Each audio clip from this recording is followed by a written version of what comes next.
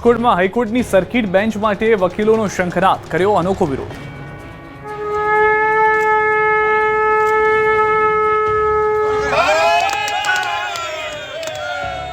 કોર્ટમાં વકીલોએ 111 શ્રીફળ વધેરી કોર્ટ પરિસરમાં શંખ વગાડી રાજકોટમાં હાઈકોર્ટની સર્કિટ બેન્ચે માટે શંખનાદ કર્યો। રાજકોટમાં હાઈકોર્ટની સર્કિટ બેન્ચની માંગને લઈને મોટી સંખ્યામાં વકીલો એકત્ર થયા। અદાલતના પરિસરમાં એકત્ર થઈ વિરોધ પ્રદર્શન કર્યું। શંખ વગાડી અને નારિયેળ વધેરીને અનોખી રીતે હાઈકોર્ટની સર્કિટ બેન્ચ માટે માંગ કરી હતી। વકીલોએ સૂત્રોચ્ચાર સાથે પોતાની વર્ષોથી ચાલી રહેલી માંગને ફરીથી બુલંદ કરી। તેમની માંગ છે કે સૌરાષ્ટ્ર કચ્છ માટે હાઈકોર્ટની સુવિધા રાજકોટમાં જ ઉપલબ્ધ થવી જોઈએ, જેથી લોકોને અમદાવાદ ધક્કા ન ખાવા પડે। આ આંદોલનમાં 111 નાળિયેર વધેરી લડતની નવી શરૂઆત કરવામાં આવી હતી।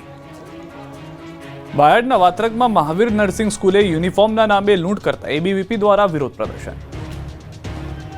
બાયડના વાત્રકની મહાવીર નર્સિંગ સ્કૂલે લૂંટફાટ શરૂ કરી છે। યુનિફોર્મના નામે વાલીઓને લૂંટવાનું શરૂ કર્યું। 5000 રૂપિયા યુનિફોર્મ પેટે લેવામાં આવતા હોવાના આક્ષેપ થયા। ઉપરાંત એડમિશન માટે પણ મોટા પાયે ડોનેશન લેવામાં આવતું હોવાનો આક્ષેપ થયો। આ અંગેની જાણ થતાં એબીવીપીના કાર્યકરો સ્કૂલ ખાતે પહોંચ્યા। સ્કૂલે પહોંચી વિરોધ પ્રદર્શન કર્યું। હલ્લાબોલ કરી નારેબાજી કરી। શિક્ષણના દલાલો સામે કાર્યવાહી કરવાના નારા લગાવ્યા। સાથે જ 2021થી વધુ ફી વસૂલાતી હોવાનો આક્ષેપ કરી આ ફી વિદ્યાર્થીઓને પરત આપવા માંગ કરી હતી। સાબર ડેરીના પશુપાલકોને બાકી નીકળતો ભાવ ફેર ચૂકવાશે। 995 રૂપિયાનો ભાવ વધારો સાધારણ સભામાં મંજૂર। પશુપાલકોના ઉગ્ર વિરોધ પ્રદર્શન બાદ સાબર ડેરીએ વાર્ષિક દૂધના ભાવમાં વધારો જાહેર કર્યો, જેને લઈને સાબર ડેરીની 61મી સાધારણ સભા મળી, જેમાં ડેરીએ નક્કી કરેલો 995 રૂપિયાનો ભાવ વધારો મંજૂર કરાયો। પશુપાલકોને કુલ 653 કરોડનો ભાવ વધારો અપાયો છે, જેનો લાભ 3.5 લાખ પશુપાલકોને થશે। અગાઉ વાર્ષિક સરેરાશ ભાવ 960 રૂપિયા જાહેર કરાયો હતો અને હવે પ્રતિ કિલો ફેટનો વાર્ષિક સરેરાશ ભાવ 995 રૂપિયા જાહેર કરવામાં આવ્યો, એટલે કે સાબર ડેરી અગાઉ કરેલી જાહેરાતમાં 35 રૂપિયાનો વધારો કર્યો। જે ભાવ ફેર ચૂકવાશે, જે ઉપરની રકમ આગામી 13 તારીખે પશુપાલકોના ખાતામાં જમા કરાશે। હવેથી આવતા વર્ષથી 30 જૂન સુધીમાં વાર્ષિક ભાવફેરની રકમ ચૂકવવાનો ઠરાવ કરવામાં આવ્યો છે। આજની સભામાં સાબરકાંઠા અને અરવલ્લી જિલ્લાની 1200 જેટલી સ્થાનિક મંડળીઓના પ્રતિનિધિઓ હાજર રહ્યા હતા। જામનગરમાં 12000 સ્ક્વેર ફૂટમાં ખડકેલું દબાણ તોડી પડાયું।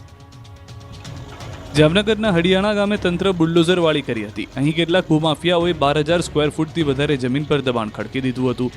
સરકારી જમીન પર દબાણ કરી મકાનો બાંધી વર્ષોથી રહેતા હતા। ઉપરાંત સરકારી જમીન પર ધાર્મિક બાંધકામ પણ કરાયું હતું। આ અંગે અનેક વખત નોટિસ આપવા છતાં જગ્યા ખાલી કરતા ન હતા। અંતે તંત્રએ લાલ આંખ કરી હતી।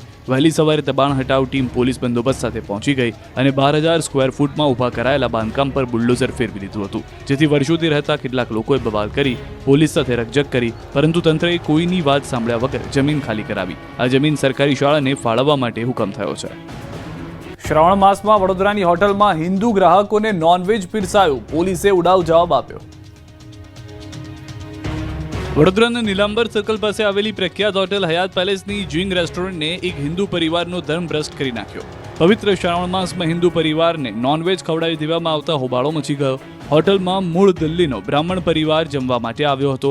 પરિવારે વેજ જમવાનું મંગાવ્યું, પરંતુ ટેબલ પર નોનવેજ ભોજન પીરસવામાં આવ્યું। આ અંગેની શંકા જતા પરિવારે હોટલના સંચાલકને ફરિયાદ કરી। ગ્રાહકે વાનગી વેજ છે કે નહીં તેની 2-3 વખત પૂછા કરી હતી, ત્યારે હોટલ સંચાલકોએ વાનગી વેજ હોવાનો દાવો કર્યો। જોકે બાદમાં હોટલના કુકને બોલાવવામાં આવ્યો। તેમણે સ્વીકાર્યું કે ભૂલથી શુદ્ધ શાકાહારીને બદલે માંસાહારી ભોજન આપી દેવાયું હતું, જેથી બ્રાહ્મણ પરિવાર ગુસ્સે ભરાયો, ભારે હોબાળો મચાવ્યો। તુરંત ગોત્રી પોલીસને ફરિયાદ થઈ। જોકે પોલીસે ગ્રાહકની વાત સાંભળવાની બદલે ગ્રાહક સુરક્ષામાં ફરિયાદ કરવાનું કહી હાથ હત્તર કરી દીધા। તો હોટલના સંચાલકો પણ લાજવાની બદલે ગાજ્યા, બ્લેકમેલ કરવા આવ્યા હોવાનો આક્ષેપ કર્યો હતો। इंस्पेक्शन करने के बाद उन्होंने बोला कि हाँ, हमने आपको गलती से नॉनवेज दे दिया है, हमसे भूल हो गई है, आप इस बात को जाने दीजिए। पुलिस को फोन किया तो पुलिस बोलती है हमारा विषय नहीं है, आप ग्राहक सुरक्षा में फोन करिए। तो मैं वेजिटेरियन आदमी हूँ, मेरे को वेज खाना चाहिए।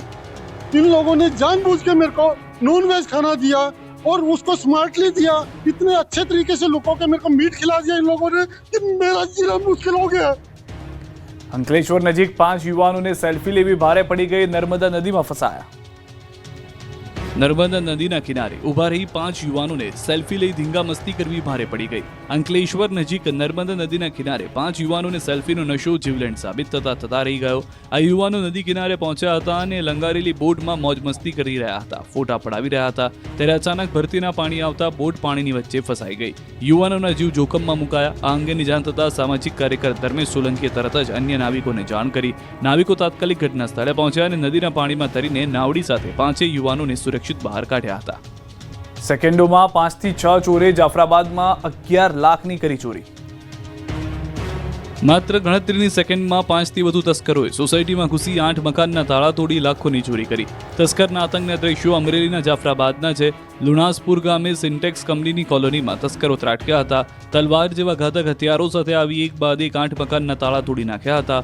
ઘરમાં પ્રવેશીને 11 લાખથી વધુની ચોરી કરી નાસી ગયા હતા. રોકડ, સોના ચાંદીના દાગીનાની ચોરી કરી હતી. સવારે લોકોને જાણ થતાં દહેશત ફેલાઈ હતી. પોલીસને જાણ કરી હતી. આ તરફ સુરતના અડાજણ વિસ્તારમાં જૈન મંદિરમાં 2 તસ્કર ત્રાટક્યા હતા. મૂર્તિ પર લગાવેલા આભૂષણની ચોરી કરી ફરાર થઈ ગયા હતા. દ્રશ્યોમાં જોઈ શકાય છે કે 2 તસ્કર અંદર પ્રવેશે છે અને દાગીનાની ચોરી કરે છે. ચોરોને ઝડપવાની પોલીસે કવાયત શરૂ કરી છે. આ તરફ ઉનાના એસટી ડેપોમાંથી મોબાઈલની ચોરી. ઉનાના એસટી બસ સ્ટેન્ડમાં એક ચોર મોબાઈલની ચોરી કરતા કેમેરામાં કેદ થયો. દ્રશ્યોમાં જોઈ શકાય છે કે એક શખ્સ બસ સ્ટેન્ડના બાકડા પર બસની રાહ જોઈને સૂતો છે. તે બાજુના બાકડા પર બેઠેલો વ્યક્તિ ઊભો થાય છે અને મુસાફરને જાણ પણ ન થાય એ રીતે ખિસ્સામાંથી મોબાઈલ ઉઠાવી ભાગી જાય છે. પોલીસે સીસીટીવીના આધારે તપાસ આદરી છે. કચ્છના નલિયાના વાયરોની શાળામાં છતમાંથી પોપડા પડ્યા. બાળકોનો જીવ જતા જતા બચી ગયો. કચ્છની સરકારી શાળાઓમાં એક તરફ શિક્ષકોની ઘટ છે, બીજી તરફ ગામડાઓની શાળાઓ જર્જરિત બની છે. બાળકોની માથે મોત જળુંબી રહ્યું છે. કચ્છના નલિયાના વાયોર ગામ બાળકોના જીવ જતા રહી ગયા છે, કેમ કે ગામના પ્રાથમિક શાળા જર્જરિત બની ગઈ છે. છતમાંથી સળિયા ડોક્યું કરી રહ્યા છે, ત્યારે શાળાના કમ્પ્યુટર લેબ રૂમમાં છતમાંથી પોપડા પડ્યા હતા, જેથી કમ્પ્યુટર સહિતના સાધનોને નુકસાન થયું. જોકે શાળામાં રજા હોવાથી બાળકો પરથી ખતરો ટળ્યો, જાનહાની ટળી. આ એક શાળા નહીં, પરંતુ અબડાસામાં મોટાભાગની સરકારી શાળાઓ જર્જરિત છે. અનેક રજૂઆત કરવામાં આવી, પરંતુ કોઈ કાર્યવાહી થતી નથી. ભરૂચમાં સંગઠન મજબૂત કરવા માટે કોંગ્રેસે કરી કવાયત. આવનારી 2027ની નગરપાલિકાની ચૂંટણીને ધ્યાનમાં રાખી કોંગ્રેસ કમર કસી રહી છે. ભરૂચમાં કોંગ્રેસ દ્વારા સંગઠન સૃજન અભિયાનનું લોન્ચિંગ કરવામાં આવ્યું. લોન્ચિંગ બાદ શહેરના તમામ વોર્ડમાં તબક્કાવાર રીતે કોંગ્રેસ સમિતિના સભ્યો સાથે બેઠક યોજવાની શરૂઆત કરવામાં આવી. દરેક વોર્ડમાં કાર્યકર્તાઓનું સક્રિય નેટવર્ક ઊભું કરી ચૂંટણીની તૈયારી હાથ ધરવાનો સંકલ્પ કરવામાં આવ્યો. શહેરમાં આ અભિયાનનું સત્તાવાર લોન્ચિંગ વોર્ડ નંબર 1થી કરવામાં આવ્યું, જ્યાં સ્થાનિક કાર્યકરો અને આગેવાનોની હાજરીમાં ઉત્સાહભેર કાર્યક્રમ યોજાયો. આ લોન્ચિંગ બાદ શહેરના તમામ વોર્ડમાં તબક્કાવાર રીતે કોંગ્રેસ સમિતિના સભ્યો સાથે બેઠક યોજવાની શરૂઆત કરવામાં આવી છે. વડોદરામાં બ્રિજ તૂટ્યા બાદ વૈકલ્પિક સુવિધા ન કરાતા લોકોએ કર્યો વિરોધ. વડોદરાનો ગંભીરા બ્રિજના 2 કટકા થયાને 1 મહિનાથી પણ વધુ સમય થઈ ગયો છે, ત્યારે આણંદથી વડોદરાને જોડતા રસ્તા માટે કોઈ વૈકલ્પિક વ્યવસ્થા કરવામાં આવી નથી, જેથી ઉદ્યોગમાં કામ કરતા લોકોને કલાકનો ફેરો ફરવો પડે છે. જેને લઈને મુજપુર જિલ્લા પંચાયતના સદસ્યો તેમજ સરપંચ વડોદરા કલેક્ટર કચેરી આવેદનપત્ર આપવા પહોંચ્યા. ગંભીરા બ્રિજ રિપેર કરી 2 વ્હીલર ચાલકો માટે શરૂ કરવા માંગ કરી. ગંભીરા ગામના સરપંચે કહ્યું કે નોકરિયાતોને મુશ્કેલી થઈ રહી છે. આણંદથી પાદરા જવામાં સમયનો વેડફાટ થાય છે. 45 કિલોમીટરનો ફેરો ફરવો પડે છે. 5000 જેટલા 2 વાહન ચાલકો નોકરિયાતોને થઈ રહી છે મુશ્કેલી. આણંદથી પાદરા પહેલા 15 મિનિટમાં પહોંચી જતા હતા, હવે 2 કલાકનો સમય થાય છે. ત્યારે કુંભ મેળા સમયે ગંગા નદીમાં વૈકલ્પિક પુલ બની શકતું હોય તો મહીસાગર નદી પર